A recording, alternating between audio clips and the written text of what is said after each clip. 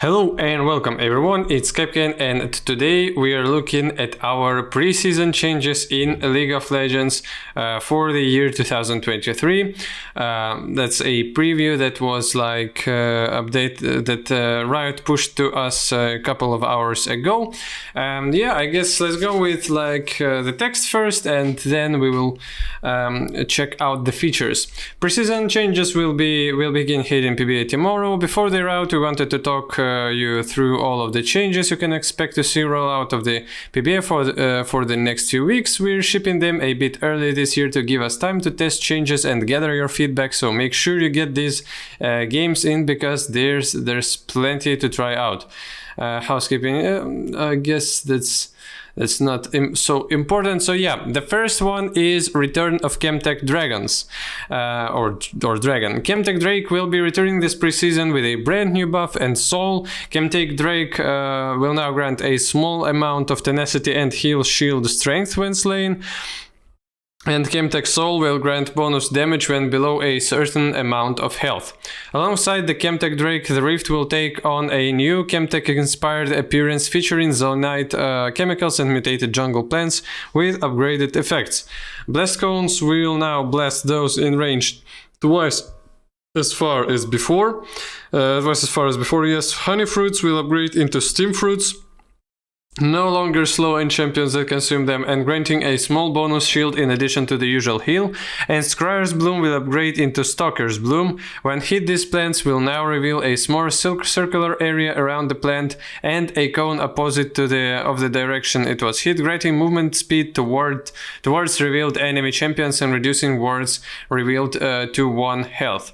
Which means, yeah, it's definitely an aggressive type of Rift that is gonna be with Chemtech, that is gonna be Chemtech stylized. With the soul itself, yeah, it's a little bit iffy about the low health people gaining an additional bonus to damage. For some champions who heal a lot, it's gonna be pretty powerful.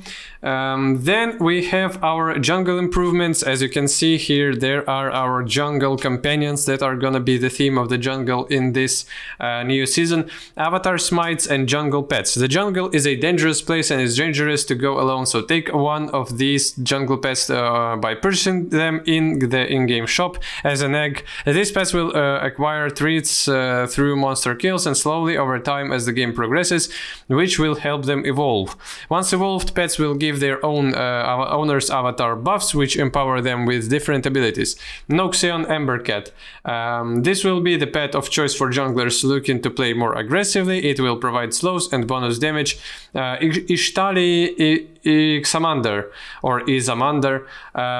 This jungle pet is perfect for junglers looking to frontline and tank for their teams. It will provide a shield based on your health that provides bonus slow resist and tenacity when broken.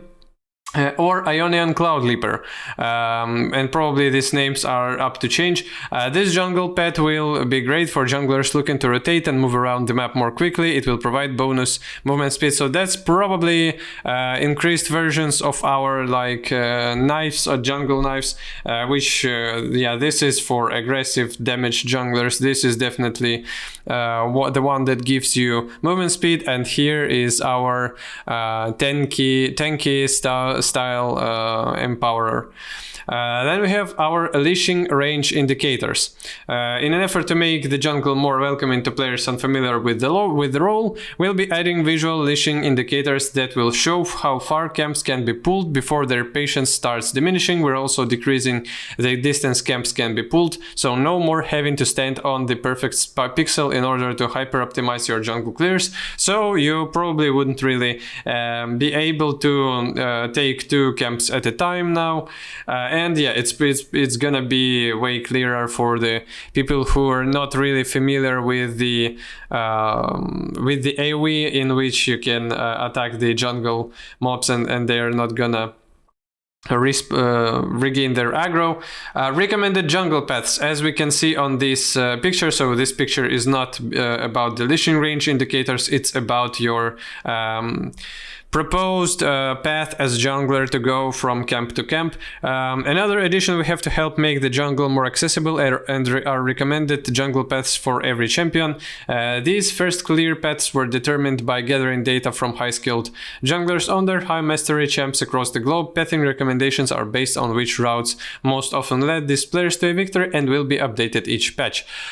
Each patch updated maybe a little bit not quite often, and they could have done it like yeah, a little bit more often, but still it's pretty cool feature. It's definitely gonna help people who don't really see at look guides how to jungle path correctly on your current champion and stuff like that. UE looks clear, but yeah, it's a little bit, it can be a little bit confusing probably for someone who doesn't know what the feature this is. Yet still pretty cool. Communication tools, so additional pings are coming as well, and vision pings as well. Updating ping wheel. League is a team base at its core. The 8 pings on the wheel will now be as follows. Returning pings, so that those that we've had before. Retreat, on my way here, assist me, and enemy missing. The one thing that it's maybe logical that your on my way ping is blue and your assist me is green, but why would you mess with people's already in brain like associations where your on my way always was green, help me was always blue, and now you're just swapping them? It's maybe logical from stylistic point of view, but why like just change in order to change? So it was okay for you to have those colors for like what, 8-7 years, maybe even a little bit more, and now you need to like swap them over, but okay. And new picks, new pings. Push, all in, hold, and bait. Bait is definitely the hook one. Push is like kill minions. Defend, so hold. And all in is attack, so hold. Maybe pretty. Yeah, you never like had ping to like this, especially because if you want to split push as maybe top laner and you don't want your allies to fight right now, you can like ping them better. With all in, like on my way is quite similar to that, and like help me quite similar to that as well. Push, bait, yeah, maybe bait, but in baity situation, everybody around understands that if you're like sitting in the bush and you're not backing maybe after the successive push and you want to get someone killed when they're going into that bush, everybody already understands that then there's gonna be like a beta situation. But okay, it's good that we have an option. And then new vision pings. We're also adding an entirely new ping wheel that focuses primarily on vision. Using this wheel, you can now indicate the following: vision cleared, enemy vision, and need vision. Yeah, so probably that's your need vision, that's enemy vision, and that's vision cleared. With vision cleared, yeah, it's a little bit like, it's hard to create an icon that is gonna be like good for maybe ward down, but it can be reflective of that is you need to clear vision here. So okay, pretty cool stuff, no problems with it. Objective voting, as you can see here. Getting your team on board with taking an objective can be difficult, and having everyone ping on my way if they can contest or retreat is if they can't can get very confusing. We're introducing a new voting function that will appear when objectives are pinged that will function similarly to a surrender vote. Now all players can vote and indicate whether or not they'd like to take or contest that objective, which it can be probably quite like a big pain in the ass if somebody just wants to spam something or like, yeah, or it can be distracting from your game overall, from your like maybe farming and stuff like that, if that can be pinged too much It's a good function. It can be abused a little bit, in my opinion. We're gonna see an implementation called the cooldowns on it and stuff like that. Offstream Pinks. The last communication change we have for you is a small quality of life update that will notify which direction on an off-screen ping came from by displaying it on the edge of your screen. Enemy missing pings will show on your screen regardless of where they are pinged on the map. While retreat on my way, assist me, hold all in and push pings will only be displayed if they are pinged within 3000 units, approximately corner to corner of your screen when fully zoomed out, or 20 TMOS of your screen's edge. So yeah, that's quite cool as well, especially with enemy missing from lane. It's gonna be pretty informative. Additionally, maybe it's gonna be a little bit visually cluttered as well, but we're gonna see. Then we have our vision system updates. Allied word tracking. While there are currently ways to see how many wards you have out, there isn't a quick way to check which wards are closest to expiring other than manually looking at every ward placed. We're introducing new ward visuals on the minimap that will indicate when wards are close to expiring. They will change appearance when wards reach 60 and 30 seconds remaining before they expire, which is quite useful. Enemy ward timers. It can be hard to keep track of every single ward that gets placed on the map, and even harder to successfully communicate that information to your teammates. Now, if you ping an enemy ward that you saw them place within the last 10 seconds, a perfectly accurate ward timer will appear until the ward is removed or expires. Okay, which looks quite powerful, and it's of course it's a hard question on how much information do you want to get to your players. With all the applications that give you tons of information on when and who bought recently items, who leveled up, which way to go, who died recently, tracks cooldowns of enemy spells and ultimates and stuff like that. It's already pretty disadvantageous to people who don't use programs. So features like this are gonna definitely help people who doesn't really use all those programs. But with enemy ward timers, it's pretty brutal with how well you can now time all your stuff if you've saw words being placed. And it's interesting how it will affect pro play as well. Of course, they probably trying to time words if they see them when they are placed, but it's way easier than that. So we're gonna see loadout and ability recommendations, recommended rune pages and summoner spells. Another change we're excited to introduce are optional recommended rune pages and summoner spells in Champ Select. Once you lock in your champion, you'll see a recommended runes button to the left of the edit rune page button. These recommendations will be updated once per patch and are informed by what setups are optimal or popular. Just pretty good stuff for new people. Runes can be a bit confusing for the people who don't really play the game too much, or even maybe for the people who play and they just don't look at the patch notes. And if there are quite a bit of changes, they can see quite faster if the meta changed, if something went pretty big for their champion and stuff like that. Recommended abilities. We're also helping players in game by providing them with recommended abilities level ups. These will indicate which abilities are typically ranked up at each level, and similar to the above will be updated once a patch based on what is currently optimal. Which is, again, these two changes, they really will influence only mostly new players, and probably people who play the game.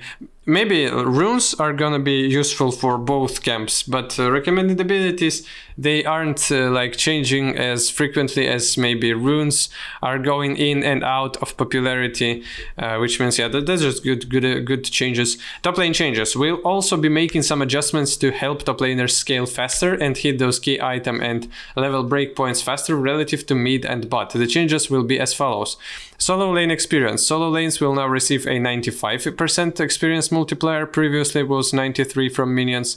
And duo lane experience, duo lanes will now receive a 22% bonus experience multiplier, previously was 24.73 from minions. Mid lane gold changes. All minions spawned in the mid lane will now be worth 1 less gold before 14 minutes when last hit. Previously only cannon minions were worth less gold, but were worth 10 less gold.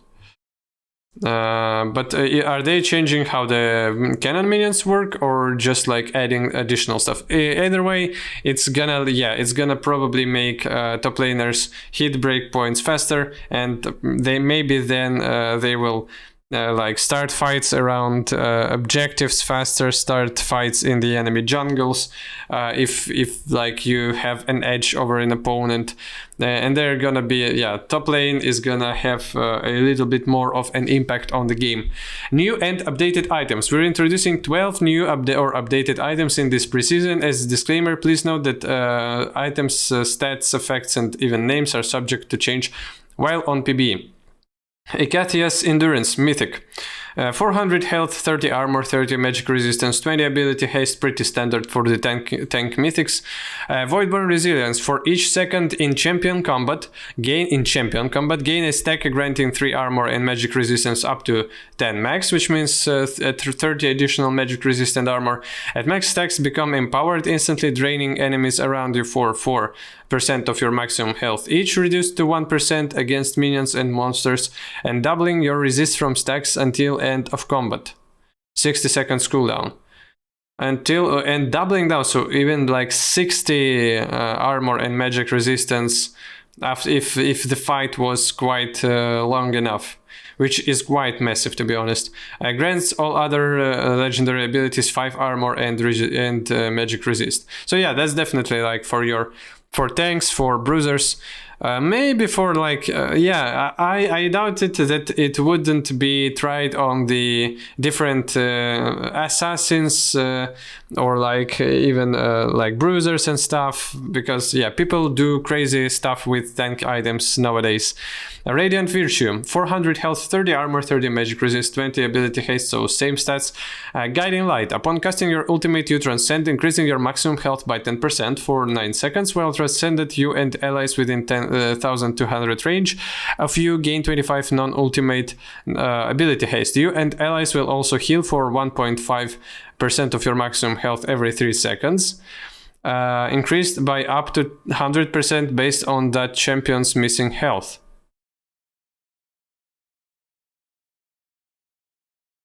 You and allies will also heal for your percent of your maximum health for every 3 seconds, increased by up to 100% based. Increased by up to 100. So yeah, it's gonna be either 1.5% or maximum 3% on that champion's missing health. And I thought it was like up to 100, but I was like, wait a second, what? So from 1.5 to up to 3% of your maximum health every 3 seconds. And then healing is doubled on yourself, which is quite good. 90 seconds cooldown, okay. Grants all other legendary items 100 health. Looks pretty awesome. Iceborn Gauntlet. 400 health, 20 armor, 40 armor only, no magic resist, and ability haste 20. Spellblade. After using an ability, your next attack is enhanced with an additional 100% base AoE physical damage. And creates a frost field for 2.5 seconds. Enemies that move across that field are slowed by 15% and like 3 0.003% of your maximum health. Your primary target is slowed for double the amount and has their damage against you reduced by 10% for 2.5 seconds, 1.5 seconds cooldown. And Mythic Passive grants 50 health, 5 tenacity, and 5 slow resist. Okay, so alright, Goliath's Ascendiary, mythic item, 800 health, 200% base health regeneration, no armor, no magic resist, 20 ability haste, colossal consumption. Charge up a powerful attack against a champion over 3 seconds while within 30 range of them. The charged attack drains the target, dealing 50 plus 10% of your maximum health as bonus physical damage and healing you for that same amount. You permanently gain maximum health equal to 15% of the drain. 30 seconds cooldown per target. Okay, and maximum health will be lost if the item is sold, which is quite logical. Okay, so like fully health oriented item. Dr. Mundo goes up to mind instantly, grants all other legendary items 1%, all other legendary items 1% increased health and 6% champion size. Rod of Ages. Okay, so our old item is back. 60th ability power, 300 health, 300 mana. The item gains 20 health, 20 mana, and 4 ability power every minute, up to 10 times for a maximum of 200 health, 200 mana, and 40 ability power. So it's 100, 400, 400. Upon reaching max stacks, gain a level, which can be quite massive, especially for champions like Kassadin and those who really need their ultimate as fastly leveled up as possible. And mana and health are here, which are great for Kassadin as well. Mythic Passive grants all other legendary items 5 ability haste. Okay, Catalyst of Aeons, 225 health, 300 mana, Eternity, restore mana equal to 15% of damage taken from champions, and health equal to 20% of mana spent, up to 15 health per cast. Toggled abilities can only heal for up to 15 health per second. Yeah, so that's what Catalyst was before, but I don't really see the Eternity passive on Rod of Ages. Abyssal Mask, 500 health, 300 mana, 40 magic resist, 10 ability haste. Eternity, oh, so it's like, it's identical. And then Unmake, curse nearby enemy champions, reducing the magic resist by 5 plus 1.5 bonus health. Maximum of 25 flat magic resistance out of the enemies. For each cursed enemy, gain 9 magic resist, which is quite good. Yeah, for like against mages, this item is gonna be pretty cool. A champion can only be cursed by one enemy at a time, prioritizing the most potent curse. Okay, so like you can't overlap all these items, and that's not mythic. Sunfire Aegis, no longer a mythic item. 400 health, 50 armor, so exclusively armor. Immolate, taking or dealing damage causes you to begin dealing 15 plus 1.75% of bonus health magic damage to nearby enemies, increased by 25% against minions and 150% against jungle monsters for 3 seconds. Damaging champions or epic jungle monsters with this effect adds a stack, increasing subsequent immolate damage by 10% for 5 seconds, 6 stacks maximum. Quite big changes to the Sunfire Aegis, and not being mythic as well, being only armor oriented item. Turbo Chemtech, no longer mythic as well. 450 health, only magic resist, 10%, 10 ability haste. There was no ability haste there at all. Active supercharge grants 40% movement speed towards enemies or enemy turrets for 4 seconds once near an enemy, or after 4 seconds a shockwave is emitted that slows nearby champions by 40% for 1.5 seconds. 90 seconds cooldown, so no damage here. 90 seconds cooldown.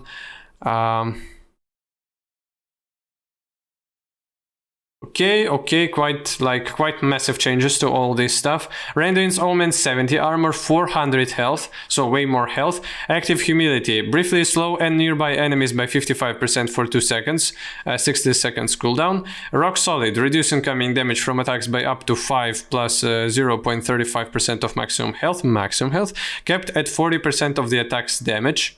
and critical resilience, critical strikes deal 20% less damage to you.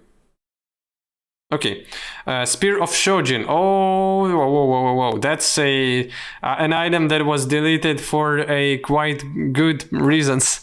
65 attack damage, 300 health, non-mythic, 20 ability haste, pretty good. Dragon Force, your non-ultimate spells gain 6 plus 10% of bonus AD for melee champions. And 4 plus 6% of bonus AD for ranged champions. Ability haste. Okay, yes. Reduced to 3 plus 5% of bonus AD for melee champions and probably 2 plus 3% of bonus AD for ranged champions. Ability haste for immobilizing spells. So yeah, you're just like getting an additional non-ultimate spells ability haste. Especially good for melee champions and only for like AD oriented item, and a little bit less for immobilizing spells. Exigency, gain up to 15% for melee champions, 10% for ranged, increased movement speed based on your missing health, maxed out when below 33% health, and some additional gain up to 15% for melee movement speed, which is it's quite big amount, especially for champions like Aatrox and bruisers and stuff like that. Looks pretty interesting. Ravenous Hydra, 65 attack damage, 20 ability haste, 9% Omnivamp. Cleave, attacks and abilities deal 60% of melee champions, 30% for ranged champions, physical damage to other enemies within 350 units of the target hit. Carnivorous, gain 0.5 AD and 0.1 Omnivamp whenever you kill an enemy, not enemy champion, stacking up to 25 AD and 5% Omnivamp, lose 50% of these stacks on death. Okay, so it's not as massive, of course, as it's with Magi's and stuff, but still you're gonna lose some stats and you need to refarm them if you're dying. Can only hit each target once per attack or ability every 10 seconds. Can only hit each target once per attack or ability every 10 seconds.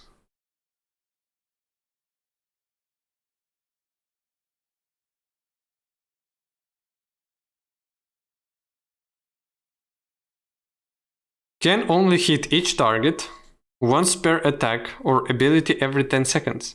So it has like 10 seconds cooldown on your cleaves on every target. Once per attack or ability. Oh,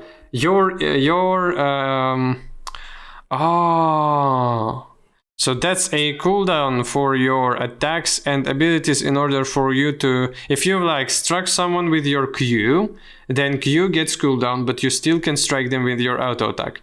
Then you've struck them with your auto attack, and you maybe have like E ability that deals damage to enemies, and you can use that, but you can't use Q or auto attack. And like you can use, but you're gonna have a cooldown on cleave. Okay, I don't know how it's gonna play in the game. Cleave does not trigger on structures.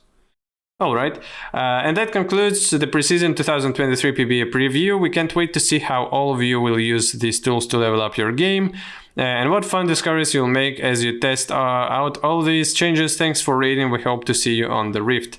So the change is quite massive. There's a lot of stuff that automates some, like calculating